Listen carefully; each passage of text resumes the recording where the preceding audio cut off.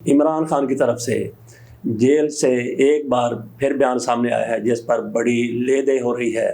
عمران خان نے اس بیان میں بالکل کوئی نئی بات نہیں کی، لیکن ہمارے حکومتی لوگ اس کو نئے معنی پہنا رہے ہیں۔ جیسا کہ چند روز قبل بلکہ 2-3 روز قبل جلسے سے پہلے علی امین گنڈا پور کی طرف سے کہا گیا تھا، انہوں نے اپنے انٹرویو میں کہا تھا اور جلسے میں بھی وہ یہی بات کرتے ہیں کہ ہم بالکل معافی مانگنے کے لیے تیار ہیں، لیکن پہلے ہمارا جرم ثابت کیا جائے، پہلے ثابت کیا جائے کہ ہم لوگ 9 مئی میں ملوث تھے۔ میں معافی مانگ لوں گا، عمران خان بھی معافی مانگ لیں گے۔ اسی طریقے سے عمران خان کی طرف سے بھی کہا گیا ہے کہ اگر وہ جرم ثابت ہو جاتا ہے، CCTV فوٹوز کو سامنے لایا جائے، اگر اس میں ہمارے لوگ ملوث ہیں تو پھر میں ان لوگوں کو نکال دوں گا، میں معافی مانگ لوں گا۔ عمران خان کی طرف سے اپنے اسی بیان میں ایک بہت بڑی خوفناک ہولناک بات کر دی گئی۔ ان کی طرف سے کہا گیا کہ کچھ پاکستان میں بڑا ہونے والا ہے۔ انہوں نے یہ نہیں کہا کہ پاکستان میں برا ہونے والا ہے، خدا کرے کہ پاکستان میں بڑا تو ہو، بہت بڑا ہو، لیکن کچھ برا نہ ہو، کسی کا بھی برا نہ ہو، نہ عمران خان کا، نہ ان کے مخالفین کا، اور خصوصی طور پر نہ ہی پاکستان کا۔ لیکن عمران خان کی طرف سے یہ جو پیشگوئی کر دی گئی ہے کہ پاکستان میں کوئی بہت بڑا ہونے والا ہے، تو اس سے تھوڑا سا خوف آ جاتا ہے کہ پاکستان میں ان کی طرف سے کس طرح کی پیشگوئی کر دی گئی ہے۔ تو واقعی کیا پاکستان میں ایسا کچھ ہونے والا ہے جس کی طرف عمران خان کی طرف اشارہ کیا گیا، انہوں نے پیشگوئی کی ہے؟ عمران خان کی طرف سے ایک تو یہ بہت بڑی بات کر دی گئی ہے، بڑی خوف کی بات ہے۔ دوسری طرف عمران خان کی طرف سے ایک بار پھر احمقانہ بیان دے دیا گیا۔ ان کی طرف سے کہا گیا کہ ہم نے کہیں بھی پیٹرول بم استعمال نہیں، کسی دفاعی تنصیبات پر کہیں بھی جہاں پر ہمارے مظاہرے ہوئے کہیں بھی پیٹرول بم استعمال نہیں کیے، لیکن زمان پارک میں ہمارے لوگوں نے پیٹرول بم استعمال کیے تھے۔ کیسی احمقانہ بات کریں عمران خان صاحب، بم کا نام لینا ہی بہت زیادہ خطرناک ہے۔ کون سے پیٹرول بم؟ انہی کو پیٹرول بم حکومت کی طرف سے کہا گیا، ان کے مخالفین کی طرف سے کہا گیا اور شور شرابہ اس پر کیا گیا، الزامات لگائے گئے۔ جو بوتلوں میں پیٹرول ڈال کر لوگ دوسری طرف پھینکتے تھے، وہاں پہ پولیس والے تھے یا جو بھی ان کو کنٹرول کرنے کے، گرفتار کرنے کے لیے لوگ آ رہے تھے، گاڑیوں میں آ رہے تھے، جس طرح بھی آ رہے تھے، ان کو دور رکھنے کے لیے وہ بوتلیں پھینکیں گی جس میں پیٹرول تھا، اس کو آگ لگائی گئی، اس کو پیٹرول بم کہہ دیا گیا۔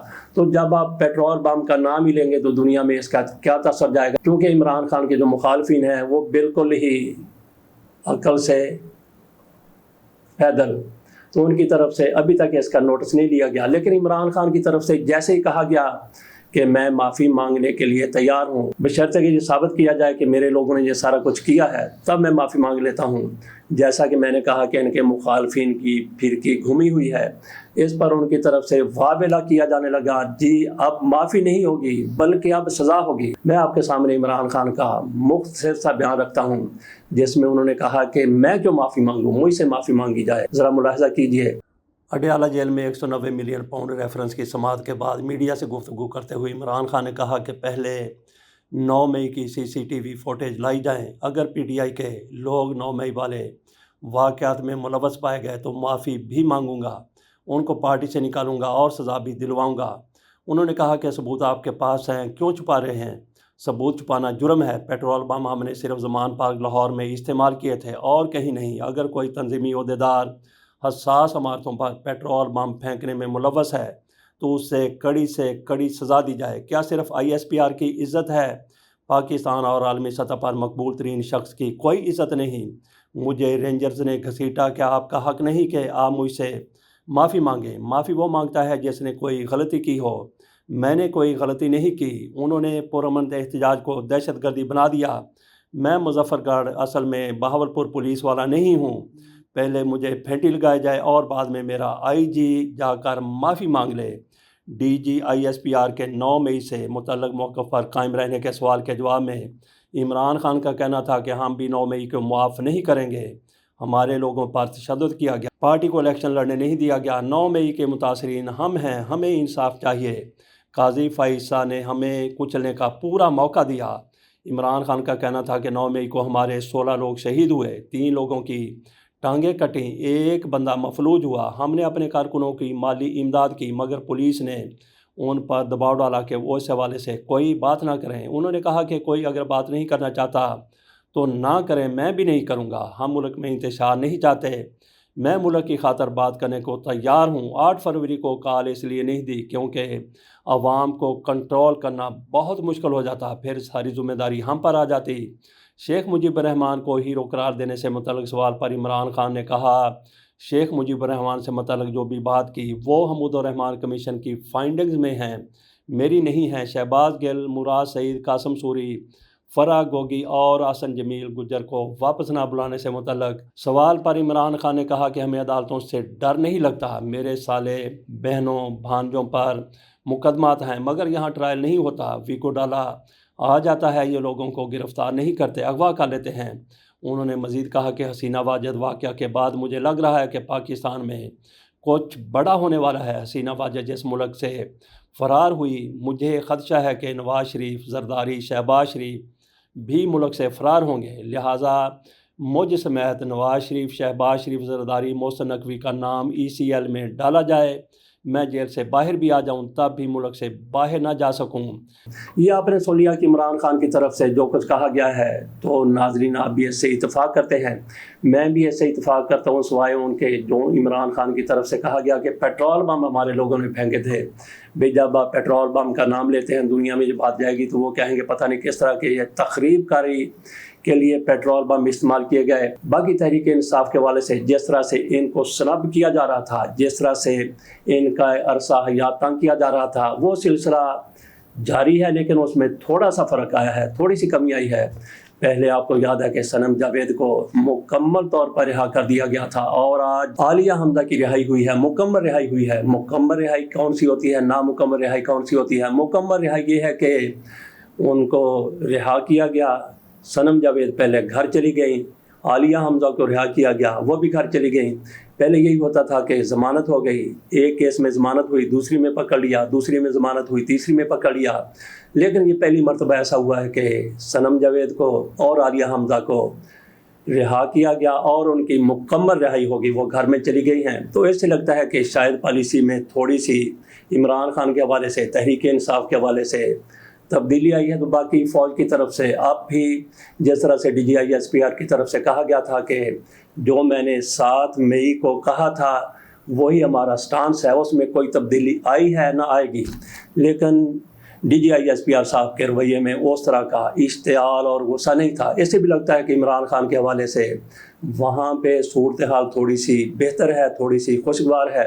تو دیکھتے ہیں کہ آگے چل کر کیا ہوتا ہے۔ تو باقی عمران خان کا بیان آپ کے سامنے ہم نے رکھ دیا۔ باقی الیکشن ایکٹ جو قانون بن گیا ہے تحریک انصاف کی طرف سے، اس کو چیلنج کر دیا گیا ہے۔ کچھ لوگوں کو امید تھی کہ آج جو کمیٹی کا اجلاس ہونا ہے، پریکٹس اینڈ پروسیجر کمیٹی کے اجلاس جس کی سربراہی کرتے ہیں جناب قاضی فیصل صاحب چیف جسٹس کے طور پر، اور اس میں موجود ہوتے ہیں جناب منیب اختر صاحب اور منصور علی شاہ صاحب، جو قاضی فیصل صاحب کے بعد سب سے زیادہ سینئر جج ہیں، وہی پاکستان کے چیف جسٹس بننے والے ہیں۔ انہوں نے 25 اکتوبر کو پاکستان کا چیف جسٹس بنا ہے۔ قاضی فیصل صاحب کی ابھی پورے 87 دن باقی تھے، 3 مہینے باقی تھے کہ ان کا نوٹیفیکیشن جاری کر دیا گیا تھا کہ یہ آئندہ آنے والے پاکستان کے چیف جسٹس ہیں، لیکن اب ان کی ریٹائرمنٹ میں صرف 80 دن رہ گئے ہیں۔ ابھی تک منصور علی شاہ صاحب کے چیف جسٹس بننے کا نوٹیفیکیشن جاری نہیں۔ بہرحال ہم بات کر رہے تھے پریکٹس اینڈ پروسیجر میں وہ معاملہ جانا ہے جس طرح سے تحریک انصاف کی طرف سے کہا گیا کہ یہ قانون غلط بنا ہے، خصوصی نشستوں کے حوالے سے قانون سازی کی گئی ہے سینٹ میں، اور اس سے پہلے قومی اسمبلی میں کی گئی تھی۔ اس قانون کو چیلنج کیا گیا ہے PTI کی طرف سے۔ لگ رہا تھا کہ آج اس پر بینچ بن جائے گا، لیکن ایسا نہیں لگتا کہ بینچ بنے، کیونکہ قانون کے مطابق ایجنڈا قاضی فیصل صاحب کی ٹیبل پر رکھنا ہوتا ہے۔ ان کے رجسٹرار آج کل ہیں جزیلہ اسلم صاحبہ۔ جب وہ ایجنڈا ہی وہاں پہ نہیں رکھیں گی تو اگلی بحث تو اس کے بعد ہونی ہے کہ کون سا بینچ بنایا جائے۔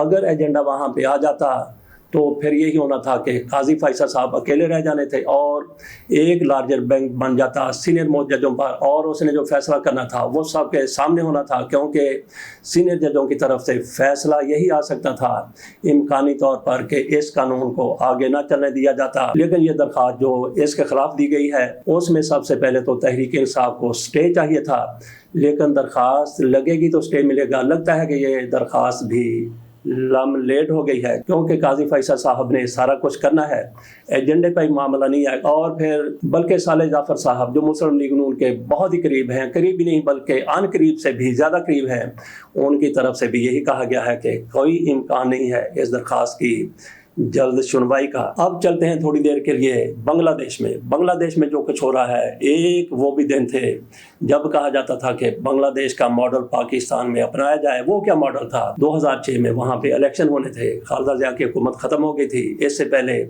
हसीना वाजिद की हुकूमत थी। तो 2006 में इंतखाबात होने थे, निगरान हुकूमत बनाई गई 90 दिन के लिए। निगरान हुकूमत का कॉन्सेप्ट भी हसीना वाजिद की तरफ से, जब वो 1996 में इक़्तिदार में आई थी तो उस वक्त ये कॉन्सेप्ट दिया गया था। उसी के मुताबिक 2006 में निगरान हुकूमत बनाई गई। जनरल मोइनुद्दीन अहमद वहाँ पे आर्मी चीफ थे, उन्होंने सेटअप बनवाया।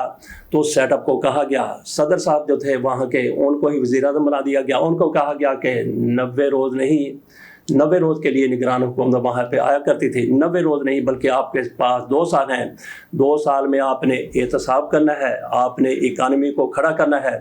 तो ये 2 साल का रोल मॉडल था। और उसी निगरान हुकूमत के दौरान 2 साल तक वो निगरान हुकूमत रही। उसी दौरान जनरल मोइनुद्दीन अहमद साहब को एक्सटेंशन भी दी गई। और उसके बाद इंतखाबात हुए तो हसीना वाजिद 2008 में इक़्तिदार में आ गई। सबसे पहले उन्होंने अपनी वही तरमीम ख़त्म की जो उन्होंने निगरान हुकूमत के हवाले से बनाई थी।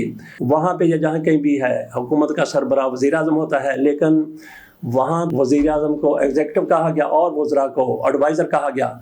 बहरहाल ये एक लंबा चौड़ा मौजू है। वहाँ पे 2 साल के लिए ये जो मॉडल था जनरल मोइनुद्दीन अहमद की तरफ से लागू किया गया था। पाकिस्तान में भी यही कहा जाता था कि वही मॉडल अपना लिया जाए। कई बार यहाँ पे भी बात हुई, लेकिन वो मॉडल तो हमने नहीं अपनाया जिसको रोल मॉडल कहा जाता था।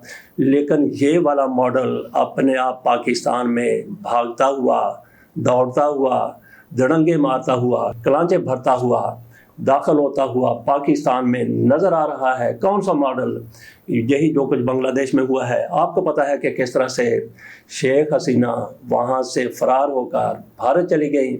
और उसके बाद क्या हुआ? उनका जो सबसे बड़ा इंटेलिजेंस हेड था, जो उनका बड़ा करीबी था, जो उनके अहकामात पर अमल करता था, जिसने जुल्म और सितम का, जबर का बाज़ार वहाँ पे गर्म किया हुआ था, लोगों को उठा लेना, मार देना, मुखालफिन का किला कमा करना, ये सारा कुछ उसी जनरल ज़ियाउल हसन के ज़रिए किया जाता था। उसको उस वक्त गिरफ़्तार किया गया। पहले तो बरतरफ किया गया, बरतरफी के बाद उसने मुल्क से भागने की कोशिश की। जहाज़ में बैठा हुआ था, वहाँ से उसको उतारा गया, उतार कर उसको कैद कर दिया गया। हसीना वाजिद फरार, उनका ताकतवर जनरल गिरफ्तार। और उसके बाद उनका जो चीफ जस्टिस था उसके घर पर भी लोगों ने धावा बोला।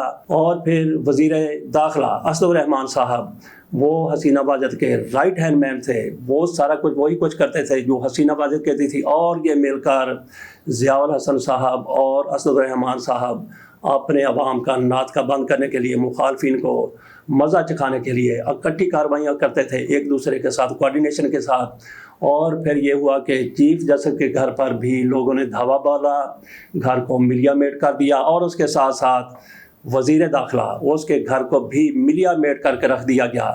तो नाजरीन थोड़ा सा गौर कीजिए कि वहाँ का मॉडल बांग्लादेश में जो कुछ वहाँ पे ट्रेलर चला है, तो क्या वहीं पे उसकी फ़िल्म चलेगी या वो सारा कुछ पाकिस्तान में आपको दरामद होता हुआ नज़र आ रहा है? इजाज़त दीजिए। वो भी हसीना वाजिद भी समझती थी कि मैंने 5 साल पूरे करने हैं, मुझे कोई, बल्कि 5 साल क्या, 15-16 साल से वो इक़्तिदार में थी। वो तो मज़ीद भी कई साल इक़्तिदार में रहना चाहती थी। जब तक वो मुल्क से भागी नहीं, उसको 100% नहीं बल्कि 1000% हमारे हुक्मरानों की तरह यकीन था कि मेरा कोई कुछ नहीं बिगाड़ सकता। इसी तरह से उनका ज़ालिम जर्नल वो भी यही सोचता था, उनके वज़ीर दाखिला भी यही सोचते थे, और उनके बाकी लोग भी यही सोचते थे कि हमारा कोई कुछ नहीं बिगाड़ सकता। और पाकिस्तान में भी उसी लेवल के लोगों में यही सोच पाई जाती है। लेकिन खुदा का कोड़ा, खुदा की लाठी बे आवाज़ है। अल्लाह हाफ़िज़।